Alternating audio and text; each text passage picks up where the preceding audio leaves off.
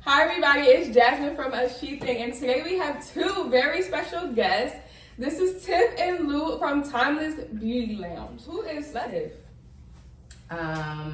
Tiff is a mom, a business owner, a fun girl, a loving girl. I don't know. I'm just me. I don't know. That's a good question, though. Who is Lou? Lou is also Rachel, y'all, because that's my real name. Lou is eager to learn, fun, adventurous, can be outgoing if I'm like comfortable around people, a traveler. What else? I don't know. A slew of things. Yes, I am. God-fearing, hard worker. That's what comes to mind right now. Okay. Those are all really good things. Y'all did really good with that question. Everybody be like, I don't know. What is Timeless Beauty Lounge? Timeless Beauty Lounge is a business centered around making everyone feel beautiful. Our little slogan is beauty is timeless because we have clients from the age of 16 to probably the age of 75. It's like the oldest that I've serviced. So it's just a business that's centered around making you feel beautiful, making somebody, no matter what they look like, whether it's a male or female, making them come in and to leave with confidence. What made you want to become an entrepreneur? So I feel like ever since I was probably like middle school age, I just knew that I didn't think that this is where I would end up, but I just had entrepreneurship in my mind. Like I just knew, like I used to always say I want to own my own daycare, or I want to own properties. I just did not think that this is how I would become an entrepreneur. I was in school. I went to graduate from Temple. So I actually started at community college, associate's degree in early childhood, and then I transferred to Temple and I graduated with a degree in psychology. Okay. So I did not think this is where I would end up. Like I said, like I thought it was gonna be like owning a child care or owning property, something along the lines of that. I was into makeup, so when I was doing makeup, I'm like, what else can I like add to my service list? And lashes were becoming a big thing. So I started learning how to do lashes. I was doing lashes out of one of my dad's rental properties, just had like a little space, set it up. I would have some clients. Sometimes I would probably have one client for Saturday, maybe one for Sunday, if none at all. So it just became something that just grew. I started, and the young lady who I learned how to do lashes from, she offered for me to work in her shop. So I would literally go to work. At this point, I was working full time. So I would literally go to work, get off of work, and go work in a salon from maybe 5 p.m. to about 8 or 9. Okay. And then I would work all day Saturday. Yeah. I started to build clientele, and it just was something that I'm just like, if I'm making this much money in a day and a half, imagine how much I can make full time. Right. So after about doing that for about maybe 6 months, maybe about a year, I just felt it was time for me to just leave corporate America and work for myself. So that's really how I became an entrepreneur in the beauty industry. Yeah. That's cool. So yeah. That was a very good response. That's it. What made you become an entrepreneur?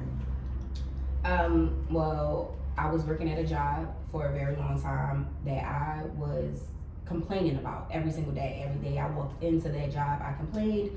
So one day I just decided to quit, and I enrolled in beauty school, and I originally did it because I was starting to get into makeup. Once I found out that beauty school didn't cover a lot with makeup, I still kind of went with it, finished it, graduated, got my license and everything like that. But I started kind of figuring out what I wanted to do within the beauty industry. So, I took a lash class. The person that I took a lash class from, I wound up reaching out to her, and then started working under her in her salon. And I don't know, I just felt like it was something that I was happy about. It was something that I really enjoyed doing, and that's one thing for me. I just felt like I needed to do. I needed to work in a space where I loved what I did,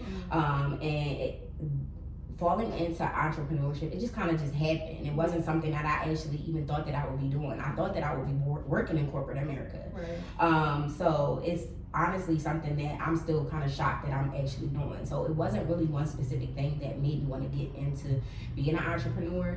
It's honestly something that just kind of happened. Okay. See, y'all both talked about a little bit how y'all got into the specific field. Mm-hmm. But it's interesting because both of y'all said y'all started off with lashes. Mm-hmm. But I really knew y'all as the first time basis for like eyebrows. So when did y'all like transition into getting into eyebrows?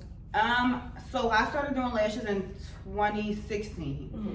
So I didn't, like I said, like I started doing makeup. So when it was presented to me like to learn how to do brows, I'm like, okay, it should be easy. Yeah. Brows was not easy at all. Brows was not easy. So I probably learned how to do brows 2 years after doing lashes. Okay. Just to add to my service list, and I struggled. Like it would take me like 45 minutes to do somebody's brows. Yeah. So it wasn't. I didn't think that I would be a brow girl. It was just like I was into lashes at that point. And I started doing brows because I felt like it would be easy because I did makeup and brows is a part of makeup, but it was hard. Yeah. Because like you gotta make them symmetrical. You do, yes. It used to take me so long to do one client. Where now I'm just like knocking it out in like 20-25 minutes. It's like nothing. Yes, now, but not in the beginning. Not in the beginning. Same for me. I started doing lashes maybe in at the end of 2017. And then, like I said, the owner who I learned the lashes from, I worked in her salon, but she brought me on as a brow walk-in person. Okay. So I had no experience with brows at all. So I literally went in there. She taught me how to do brows, and because I was doing walk-ins, it was definitely hard, especially just starting out. It was definitely hard because I still was kind of a beginner with lashes as well. But I think because I was doing walk-ins every week, and then it kind of started picking up a lot.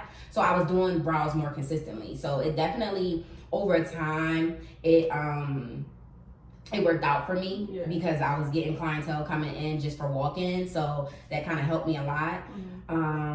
So that's kind of why I transitioned from like, I love doing lashes, don't get me wrong, but I'm definitely a brow girly. Like I would love doing brows rather than lashes, but that's kind of how I got into it, just from doing walk-ins and having it be so consistent. Yeah, practice makes perfect. Yes, it does. For sure. Yeah. So throughout this whole journey of both of your lives, I'm sure there's a lot of ups and downs.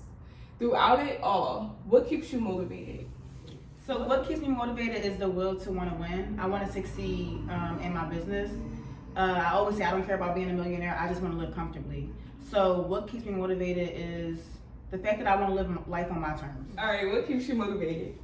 Honestly, what keeps me motivated is my kids. I have 2 boys, and I have people to provide for. So that definitely keeps me motivated. I always say, like, I'm not trying to be rich. I want to try to be wealthy, and I want to try to create generational wealth for my kids. So I always keep them in my head whenever me and Lou are going over different business ventures, or trying to see what else we can do to kind of just make Timeless grow, or try to do things outside of Timeless as well. So I always just keep them 2 in mind when I'm doing things, and those 2 keep me motivated. Okay. Why did you 2 go into business together? Yeah, you can. We used to work at a salon together, so we worked there for a very long time, for years. So we both kind of always talked about like, future plans and business goals outside of the salon that we were working at, separately. So, when I guess what was it, COVID? Yeah, a little before COVID. A little before COVID wasn't a thing yet. Yes, it wasn't. And we kind of just decided to just kind of team up together and put our ideas together and go into business together. And we kind of started, I would say, at the perfect time, because COVID hit, and I don't know, it just kind of just happened. Stimulus checks. Yeah. Stimulus checks. But no, that's kind of how it happened. It was something that we talked about for a really long time, maybe like a good year. Yeah. And then we just decided to just stop talking about it and actually do it. It was like a why not? Yeah. Okay. Exactly. We had known each other for so long. We knew we were both motivated. What we wanted, so it was like, why not? Right. So initially, when you 2 went into business together, did you have doubts? No, I didn't have any doubts. I think that's a question that you'll be side-eyeing somebody like, I say doubts. I didn't have doubts. No, all jokes aside, no, I didn't have any doubts, because I knew that she was a very educated and motivated person. So why not go into business with her? And then honestly, we became close and we became friends through the business. It's not so I didn't look at Lou as a friend when I went into business with her. Okay. You know, I looked at her as somebody that I worked with for a very long time, and I knew that she would make a really good business partner. Okay. We grew our friendship through working together, and that's kind of honestly was the best decision that I made. Right. Yeah. And I think that's a good transition because that's even why I thought of the question, because it's like, you know, sometimes they say like family and friends and business don't mix, you know? So the fact that you guys had that solid foundation before you even like became friends was probably what allowed y'all to continue to progress. Absolutely. For sure. Yeah. So what are your roles in this partnership? I feel like our roles are equal. Everything is done 50-50 here. Whatever I lack, she's right there to pick up, and vice versa. So really our roles are the same. We're both involved when it comes to placing orders, if it's like products or inventory that we need, maybe that we have to call the bank, you know, to talk business, whatever it is, we're both 50-50. We literally make notes in our phone. It's like, okay, this is the to-do list. What are you doing on the to-do list? What am I doing on the list? So I would say 50-50. Yeah. And I think that's a good dynamic to have because, like, God forbid, like, if one of you were sick and it's like, oh, well, this can't happen because I don't know how she does this. Yeah. So I think that's good that y'all just pick up right where the other one left off. I also like it because just having a partner in general, just because if there is something that I forget, she's right there to remind me, and vice versa. Or if it's something or an idea that we're really struggling with or something, it's always good to kind of like bring two brains together. So for sure, it's definitely a good thing to have a business partner. Yeah, that's dope. So do you feel like it took time for you two to build the trust between one another? No. I already trusted her prior to going into business with her. Okay. Do you think that's an important thing to have? For sure. Absolutely. Yes. She could be robbing me. Yeah. We share a bank account. Yes. Yes, no, for sure. I definitely trusted her. Like, I didn't think going into business, it was no second guessing going into business with her. Like, I felt like this is the person that I should be in business with, and we will be okay. Yeah, that's really good too. And I like we said prior, like we knew we were building a bond, and we were, you know, picking each other's brains and stuff like that prior to. So I think that was something that definitely needed to be prior. Like, you definitely have to have trust with somebody prior to getting into business with them. Otherwise, it's definitely not gonna work. Yeah, you're always probably gonna be side-eyeing them, or just like, you know, trying to go over everything and just be very particular, and it's gonna stress you out. I would never want to go into a partnership with someone like that. What would you say some of the pros and cons are of going in business with another person? And it may not necessarily be like y'all dynamic, but maybe like some things that you've seen other people experience. I feel like the pros is definitely working with somebody and having that, well, for us, like the 50-50. Yeah. If wherever I'm lacking, like, she'll pick up. If I forget something, it's like, oh, Tiff, can you do this really quick? Or sometimes if I'm like lashing a client, I'll text her really quick, like, hey, can you order this? We're out. And she'll do it. For me, I would say, not for us, but for others, the cons would be like not trusting somebody, going into business with somebody that you don't really know what they're doing behind your back. So I would say the same as far as the pros. I think I would be on Lou's side when it comes to just, you know, being able to pick up the slack for your partner if there's anything that ever goes wrong and that other person can't do it at that very moment, or if something's needs to be handled and the other person isn't available at that time. So that's a good thing. It's teamwork. Right. Having that extra partner there to just pick up anything that you might not be able to handle at the time. Cons, there's a lot. But my main one that I would say, and this doesn't go for us, but going into business with somebody that, you know, you're not really being very thorough with. Like, not really knowing their background, not really knowing their, like, how they handle money and things like that, or just like how their business mindset is. Like, you can't just pick a random person and just be like, hey, like, let's go into business together. You might like lashes. Let's just go into business together. So I feel like really getting to know somebody and knowing what their work ethic is something that you really need to do before you go into business. Because if they don't match your work ethic, then it's like, Yeah. But damn, when you go pick up stuck, something, now like, you stuck, especially if y'all got contracts. yeah, You need to have that paperwork right. together. Like, Okay. you know, I feel like that's a good thing to have, because if you don't, then you know you opening up the floodgates for anything to happen. So, you know, you definitely need to know the person that you're working with. When both of you spoke about the pros, you talked about how, you know, if one is lacking, the other one picks up, or like the management and everything. So it seems like you two have very good, clear-cut communication. How do you manage that? Do y'all have like meetings where you like sit back and reflect? Like how do y'all manage the communication? So we're supposed to have a meeting every first Monday of the month. Okay. We do not. It's hard. Like we're doing everything. We're running the business. We're running the social media. We're posting pictures.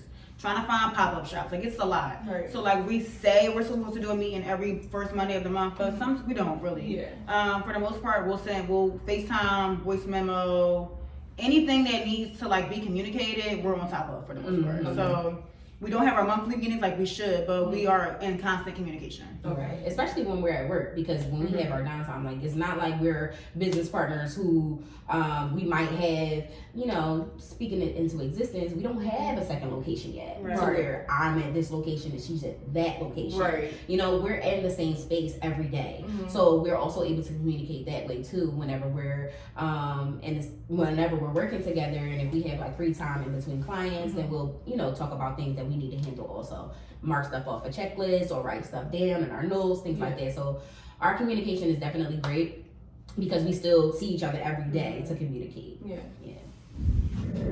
In your business together, I know everything isn't always like, you know, sunshine and rainbows, right? So how do you two resolve conflict? We don't really have conflict. Between each other? Or just in general, like okay. Even if maybe something that one person did and it's like, do you speak on it instead of like letting it linger on, or maybe like something with a client, you know, how do y'all just handle that? So when it comes to handling conflict with clients, for the most part, if it's a difficult client on her end, I'll step up, and vice versa. Just because, you know, a client's constantly pushing your buttons, you have to remain professional. That is like what we pride ourselves in. Like we're constantly trying to remain professional, just so nobody comes and says, "Oh, Tyler's Beauty Lounge is ghetto." No, we want them to come in and say they're always professional. So whenever it comes to resolving conflicts with clients, if I feel like somebody's pushing her buttons, then I'll step up, and the same for me. Okay. Yeah, I would agree. We don't really have too many conflicts with clients, thank God. So we don't really have to worry too much about that. But I do feel like we always try to maintain our professionalism. It's not that hard as people make it seem sometimes. It's really not that hard to be professional. So we just try to make sure that I don't want to say like the customer's always right, because that's not the case all the time. But, you know, we try to make our clients feel special, and so where we don't really have too much conflict. Now, we can't please everybody, but for the most part, we try our best. Yeah, we try our best too, and that's the best thing to do when trying to resolve conflict. Is just to remain professional. Yeah, and I think sometimes too, like it's better to have like a third person step in, because you know when it's two opinions just going against one another, like it's like, all right, it's a disconnect here. Like how can we reconnect? Exactly. Yeah, so I think that's important. What qualities would you guys say that you have that allows you to have this successful partnership? What qualities? I don't know. What would you say? I want to say the qualities that she has that makes her the best business partner for me. Okay. I feel like sometimes, because I am a mom, my mind is just like everywhere sometimes, and I have a toddler, so he definitely like he having my brain scrambled. So she keeps me on top of things. Okay. When we were talking about like if somebody's forgetful of things, it's mainly me, and so she's gonna be the one that kind of just like remind me, like, hey, did you do this? Did you do that? Did you do that? And you know that helps me kind of just remain in a space where I can continue to just, you know, keep grinding. Like don't ever slack, because I'm not trying to half-ass anything, especially because I do have a business partner. It's not just me. So Timeless Beauty Lounge is not just riding on me, it's for the both of us. So That's a good quality that I would say that she has, is like she is very like time management. What Thank else? you. You're welcome. I mean, I would say for Tiff, I feel like she has that. I don't know. She just has that. She has the mindset of wanting to win. So she's always like online or sending me things from social media. Like, this is we can do this, or I can do this, or I bought this. I know like maybe a year ago she had bought like an online course and was watching a video. I'm gonna send it to you. So I feel like she does really well with like helping us grow and like keeping us up with times and like the different techniques that are coming out. She's on top of that. So I feel like when she does that, she's putting me on. And it's really helpful because like I said, we're doing 1,001 things. Sometimes the last thing on my mind is like, okay, what's this new lash technique that's out? And so I feel like she's always on top of those type of things, which I love her for. I really love y'all dynamic, like for real, because it's just like nowadays, you know, it's like everybody hates one another. Like the guys hate the women hate each other, and it's just like it's really refreshing to see two people who consecutively, you know, time after time. Like how many years y'all got in? Like for the business? Yeah. This is the 3rd year. Yeah, so y'all got 3 years in, and y'all still have nothing but great things to say about one another. Sure, you know what I mean? And you can even tell with the business, like y'all be in here cursing sometimes. Tiff be like, Jasmine. I be like, all right, like, but yes, like that's just really beautiful and refreshing to see. Like, I really wish y'all all the best of success. Thank you. What advice do you two have for anybody that may want to go into business together? Like you mean advice for 2 people that want to start a business together? Know who you're going to business with. Don't just jump into it because you think that it can make you money, or because it's something that, or just because you're going to say I have my own business. That's not a business. Listen, a business is knows you. So don't just go into it because this person is saying, oh, let's do this together, we can get money. No, you need to know who you're going to business with. Pick their brain apart, like Tiff was saying earlier. See what their mindset is and see like what their goals are, what's their end game. That's important.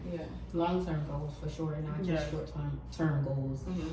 You kind of want to also make sure that you have like certain contracts put into place for partnerships, and then you guys can kind of just go into those, like put together what you might want for the business and what this person might want for the business, and then kind of put that all on paper. Just have everything in writing. It makes things a lot easier, and then it also holds people accountable as well. So if you know you're going into a partnership that's 50-50, then you got to hold each other accountable. So I think that that's important to just make sure, you know, that you have certain contracts and things like that put into place when you're going into business with each other. I think it's also important to like write down your business plan together. So if you're saying, oh, we're gonna go into business to do lashes, okay, let's write our business plan down. What are your goals? What are your wants? What are your needs for the business? And then once you do that with somebody else, that'll help you better see what their true vision is for the business.